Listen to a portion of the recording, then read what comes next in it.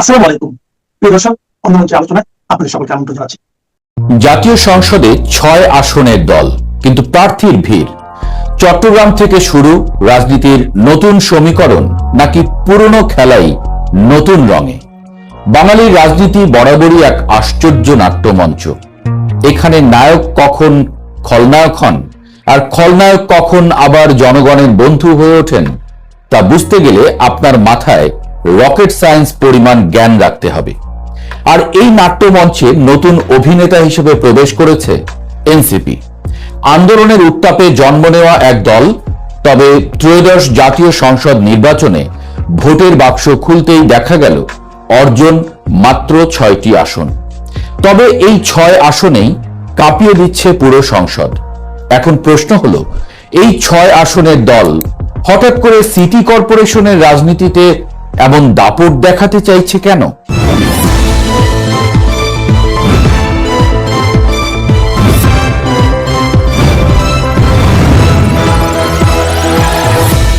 বাঙালির একটা প্রবাদ আছে, নদী শুকালে মাছ নাকি হাঁটতে শেখে।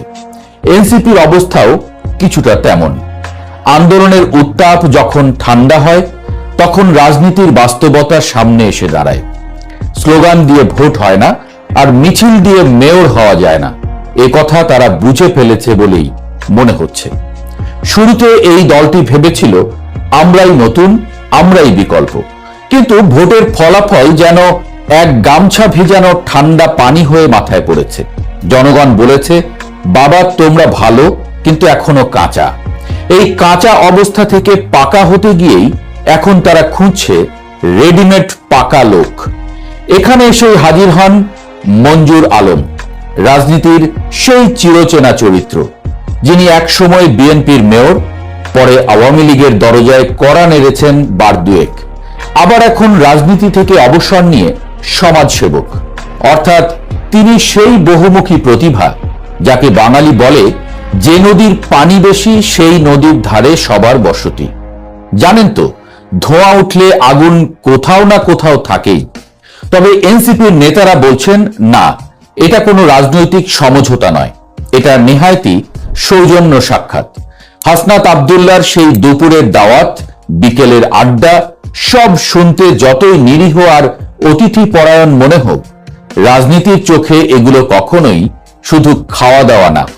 এখানে প্রতিটি ভাতের দানায় লুকিয়ে থাকে সমীকরণ, আর প্রতিটি কথার আড়ালে থাকে সম্ভাবনার হিসাব। এখন প্রশ্ন উঠছে, এনসিপি কি তাদের আদর্শ থেকে সরে আসছে? এর উত্তরটা এখন দেয়া এত সহজ না। রাজনীতি হলো সেই খেলা যেখানে নীতির চেয়ে প্রয়োজন বড় হয়ে ওঠে অনেক সময়। সৈয়দ মুজতবা আলী হলে হয়তো বলতেন, নীতির কথা বললে রাজনীতি রাগ করে, আর রাজনীতির কথা বললে নীতি মুখ লুকায়। এনসিপি এখন ঠিক সেই জায়গায় দাঁড়িয়ে।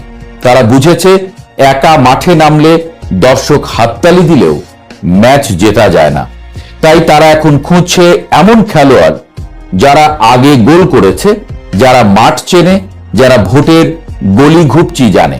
মঞ্জুর আলম সেই ধরনের খেলোয়াড়। তার জনপ্রিয়তা আছে, অভিজ্ঞতা আছে, আর সবচেয়ে বড় কথা, তিনি পরিচিত মুখ। রাজনীতিতে পরিচিতি অনেক বড় সম্পদ। নতুন দলের সবচেয়ে বড় সমস্যা হলো মানুষ তাদের চেনে না, আর চেনা না থাকলে বিশ্বাসও আসে না। তাই এনসিপি এখন হয়তো ভাবছে, নিজেদের চেহারা দিয়ে যতটা ভোট পাওয়া যায়, তার চেয়ে ধার করা চেহারা দিয়ে একটু বেশি পাওয়া যায় কিনা। এটা নতুন কিছু নয়।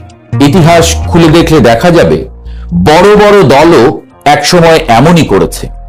নতুন শক্তি যখন পুরনো কাঠামোর সাথে মিশে যায়, তখনই তৈরি হয় এক অদ্ভুত সংমিশ্রণ, যেখানে আদর্শ আর বাস্তবতার মধ্যে এক ধরনের সন্ধি হয়।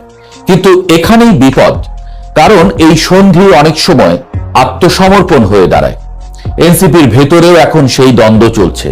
একদল বলছে, দল বড় করতে হলে বড় লোক লাগবে, আর এক দল বলছে, বড় লোক আনতে গিয়ে দলটাই ছোট হয়ে যাবে না তো। বিষয়টা অনেকটা গ্রামের মেলার মতো। আপনি যদি মেলায় নতুন দোকান দেন, প্রথমে ক্রেতা কম আসবে, তখন আপনি ভাবলেন পুরনো দোকানদারকে এনে পাশে বসাই, ক্রেতা বাড়বে। কিন্তু শেষে দেখা গেল ক্রেতা পুরনো দোকানেই যাচ্ছে, আপন দোকানটা শুধু ছায়া হয়ে দাঁড়িয়ে আছে। এনসিপির ক্ষেত্রেও সেই আশঙ্কা উড়িয়ে দেওয়া যায় না। তবে এটাও সত্য, রাজনীতি শুধু আদর্শ দিয়ে চলে না, এখানে ক্ষমতা একটা বড় ফ্যাক্টর। আর ক্ষমতা পেতে হলে জিততে হয়, আর জিততে হলে ভোট লাগে। সেই ভোটের রাজনীতিতেই এখন এনসিপি শিখছে, শুধু স্লোগান দিলে হবে না, লোকও লাগবে। আর সেই লোক যদি আসে অন্য দল থেকে, তাতেও আপত্তি নেই, যদি সে জেতাতে পারে। মঞ্জুর আলমকে নিয়ে যে গুঞ্জন, সেটাও আসলে এই বাস্তবতার প্রতিফলন। এনসিপি হয়তো এখনো সিদ্ধান্ত নেয়নি, কিন্তু তারা দরজা খুলে রেখেছে। এটা অনেকটা সেই বিখ্যাত বাঙালি আতিথেয়তার মতো, আসেন বসেন খাইয়া যান, পরে দেখা যাবে। কিন্তু রাজনীতিতে পরে দেখা যাবে অনেক সময় বড় বিপদ ডেকে আনে। কারণ মানুষ এখন প্রশ্ন করতে শিখেছে। তারা জানতে চায় আপনি কার পক্ষে, আপনার অবস্থান কোথায়। এখন কেউ চাইলেও আপন বর্ণ লুকাতে পারে না। প্রযুক্তির কারণে অতীতের আমলনামা সামনে চলে আসে এক ক্লিকে। একদিকে আপনি বলছেন পুরনো রাজনীতির বিরুদ্ধে, অন্যদিকে সেই পুরনো রাজনীতির মানুষদেরই কাছে টানছেন। এটা অনেকের কাছে দ্বিচারিতা মনে হতে পারে, তবে এনসিপি হয়তো এটাকে দেখছে প্রয়োজনীয় নমনীয়তা হিসেবে। রাজনীতির ভাষায় একে বলে প্র্যাগম্যাটিজম, বাংলায় বললে যতটা নত হওয়া যায় ততটাই দাঁড়িয়ে থাকা। এই নত হওয়ার মধ্যেই লুকিয়ে থাকে টিকে থাকার কৌশল। এখন দেখা যাক এই কৌশল এনসিপি কে কোথায় নিয়ে যায়। চট্টগ্রাম সিটি কর্পোরেশন শুধু একটা নির্বাচন নয়, এটা একটা পরীক্ষা। এখানে যদি এনসিপি শক্তিশালী প্রার্থী দিতে পারে, তাহলে তারা প্রমাণ করতে পারবে তারা শুধু আন্দোলনের দল না, তারা শাসনেরও দাবিদার। আর যদি ব্যর্থ হয়, তাহলে প্রমাণ হবে তারা এখনো প্রস্তুত নয়। মঞ্জুর আলম এই পরীক্ষার একটা গুরুত্বপূর্ণ অংশ হয়ে উঠেছেন। চাই বা না চাই, তিনি হয়তো নিজে বলছেন আমি তো কিছু বলি নাই, কিন্তু রাজনীতি এমন এক খেলা যেখানে না বলাও অনেক সময় বড় কথা হয়ে দাঁড়ায়। শেষমেশ কথা একটাই, এনসিপি এখন মোড়ে দাঁড়িয়ে, একদিকে আদর্শ, অন্যদিকে বাস্তবতা। রাজনীতি বড় বিচিত্র বস্তু, এখানে কেউ কারো নয়, আবার সবাই সবার। যে বুঝে খেলতে পারে সে টিকে যায়, আর যে বুঝে উঠতে পারে না সে ইতিহাসের ফুটনোট হয়ে থাকে। এনসিপি কি ইতিহাস লিখবে নাকি ফুটনোট হবে, সেটাই এখন দেখার বিষয়। তেল আবিব আর ওয়াশিংটন যখন ইরানের শীর্ষ নেতাদের উপর গুপ্ত হত্যা বা সামরিক স্থাপনায় বোমা বর্ষণকে বিজয় হিসেবে উদযাপন করছে, ঠিক তখনই দীর্ঘমেয়াদী রণক্ষেত্রে তারা আসলে এক গভীরতর পরাজয়ের বীজ বপন করছে। মিডল ইস্ট আইয়ের বিশ্লেষণ বলছে, ইসরায়েলের এই তথাকথিত সাফল্যগুলো আসলে এক ধরনের ট্যাকটিক্যাল ইলিউশন বা যুদ্ধের বিভ্রম। প্রতিপক্ষকে সাময়িকভাবে দুর্বল মনে হলেও দিন শেষে কৌশলগত শ্রেষ্ঠত্বের চাবিকাঠি এখন তেহরানের পকেটে।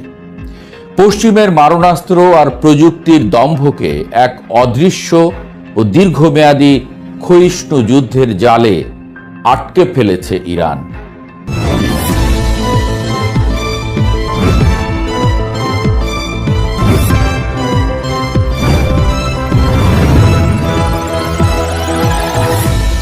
ইসরায়েল এবং আমেরিকার বর্তমান অবস্থাকে আধুনিক সমরবিদ্যার ভাষায় বলা হচ্ছে স্ট্র্যাটেজিক প্যারালাইসিস বা কৌশলগত পঙ্গুত্ব।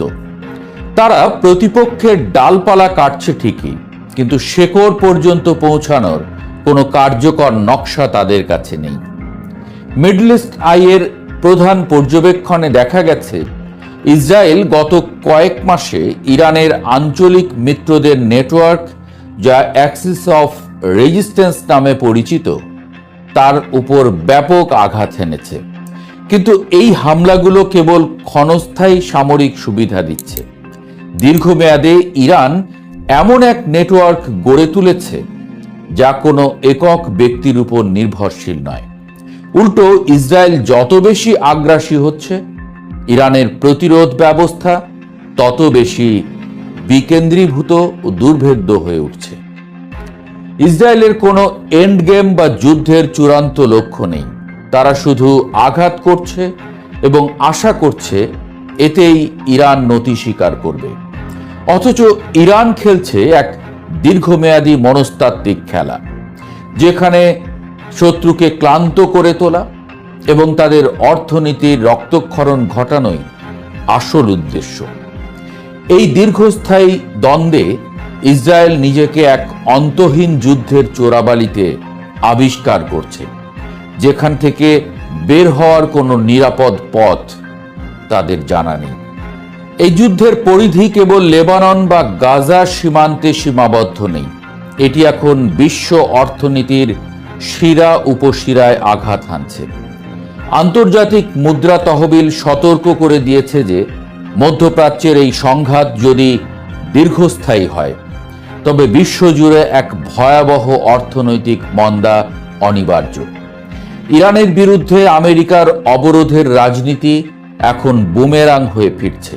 বিশেষ করে হরমুজ প্রণালীকে ঘিরে ইরানের যে নিয়ন্ত্রণ, তা পশ্চিমা বিশ্বের লাইফলাইন কেটে দেওয়ার ক্ষমতা রাখে। তেলের দামের সামান্যতম অস্থিতিশীলতা মানেই ইউরোপ আর আমেরিকার বাজারে মূল্যস্ফীতির বিস্ফোরণ। পশ্চিমের নেতারা এখন এই উভয় সংকটে পড়েছেন। তারা না পারছেন ইসরায়েলকে পুরোপুরি নিয়ন্ত্রণ করতে, না পারছেন ইরানের অর্থনৈতিক শক্তির সাথে পাল্লা দিতে। বিশ্ব বাণিজ্যের এই অনিশ্চয়তা আসলে ইরানের একটি বড় কৌশলগত বিজয়, যেখানে সরাসরি যুদ্ধ না করেও তারা শত্রুর অর্থনীতিকে পঙ্গু করে দেওয়ার ক্ষমতা রাখে। কূটনীতির ময়দানেও আমেরিকার একক আধিপত্যের দিন এখন ফিকে হয়ে আসছে। চীনের কড়া অবস্থান ওয়াশিংটনের গালে এক বড় চপেটাঘাত। বেইজিং ইরানের তেল খাতের উপর মার্কিন নিষেধাজ্ঞাগুলোকে বিপজ্জনক এবং দায়িত্ব জ্ঞানহীন হিসেবে বর্ণনা করেছে। চীন শুধু বিবৃতি দিয়েই ক্ষান্ত নয়, তারা ইরানের সাথে দীর্ঘমেয়াদী কৌশলগত অংশীদারিত্বে আবদ্ধ হচ্ছে। অন্যদিকে আবুধাবির যুবরাজ মোহাম্মদ বিন জায়েদের বেইজিং সফর এবং সেখানে মধ্যপ্রাচ্য নিয়ে চীনের সক্রিয় অংশগ্রহণ প্রমাণ করে যে এই অঞ্চলের দেশগুলো এখন আর অন্ধভাবে ওয়াশিংটনের দিকে তাকিয়ে নেই। বিকল্প শক্তি হিসেবে চীন এবং রাশিয়ার উপস্থিতি ইরানকে এমন এক বর্ম দিয়েছে যা ভেদ করার সক্ষমতা আমেরিকার নিষেধাজ্ঞার নেই। আমেরিকা যখন অবরোধের দেয়াল তুলতে ব্যস্ত, ইরান তখন প্রাচ্যের সাথে নতুন এক বাণিজ্য ও প্রতিরক্ষা বলয় গড়ে তুলছে। যুদ্ধের মানবিক মূল্য এবং নৈতিক পরাজয় এখন ইসরায়েলের জন্য গলার কাঁটা হয়ে দাঁড়িয়েছে। দক্ষিণ লেবাননে ইসরায়েলি হামলায় যেভাবে হাজার হাজার শিশু বাস্তুচ্যুত হচ্ছে এবং বেসামরিক মানুষের রক্ত ঝরছে, তা খোদ ইউরোপের মিত্রদের ভেতরেও ফাটল ধরাচ্ছে। ইউরোপীয় কাউন্সিল স্পষ্ট ভাষায় ইরানের বেসামরিক স্থাপনায় হামলার নিন্দা জানিয়েছে এবং একে আন্তর্জাতিক আইনের লঙ্ঘন বলে আখ্যা দিয়েছে। ঐতিহাসিকভাবে ইউরোপ সব সময় আমেরিকার লেজুর বৃত্তি করলেও এবার তাদের সুরে ভিন্নতা স্পষ্ট। এর কারণ মানবিকতা যতটা না, তার চেয়ে বেশি হলো নিজেদের নিরাপত্তা ও শরণার্থীর ভয়। ইরান এই সুযোগটিকেই কাজে লাগাচ্ছে। তারা বিশ্ব মঞ্চে ইসরায়েলকে একটি বিচ্ছিন্ন ও নিষ্ঠুর রাষ্ট্র হিসেবে প্রতিষ্ঠিত করতে সফল হয়েছে। যখন কোনো রাষ্ট্র নৈতিকভাবে হেরে যায়, তখন রণক্ষেত্রের জয় কোনো গুরুত্ব বহন করে না। ইসরায়েল ঠিক সেই পরিস্থিতির দিকেই এগুচ্ছে।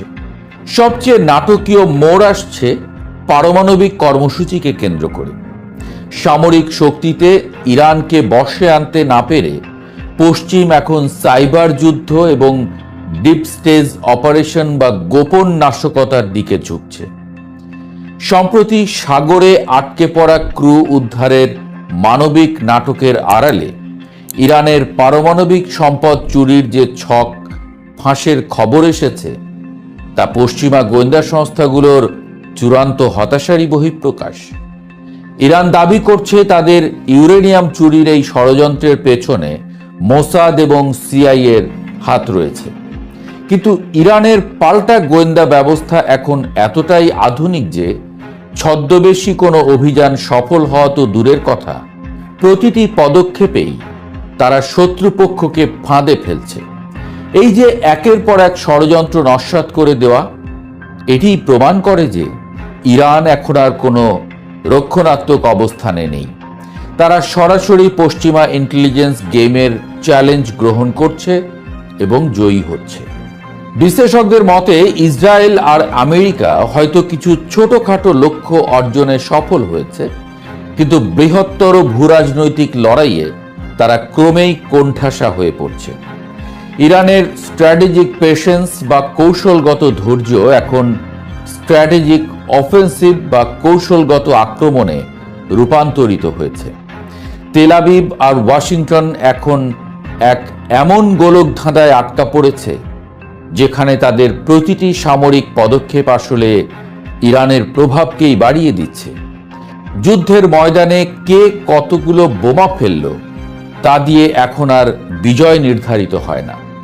কে কত সময় ধরে এই মনস্তাত্ত্বিক এবং অর্থনৈতিক ধকল সইতে পারবে সেটাই আসল কথা। আর সেই হিসাবে মধ্যপ্রাচ্যের এই কঠিন ও নির্মম সমীকরণে ইরান এখন চালকের আসনে। পশ্চিমের দম্ভ হয়তো এখনো আকাশে উঠছে, কিন্তু মাটির নিচের বাস্তবতায় পরাজয় তাদের দরজায় কড়া নাড়ছে। হুমকি ধামকি দিয়ে ইরানকে দমিয়ে রাখার পুরনো ফর্মুলা এখন ইতিহাসের আবর্জনায় পরিণত হয়েছে।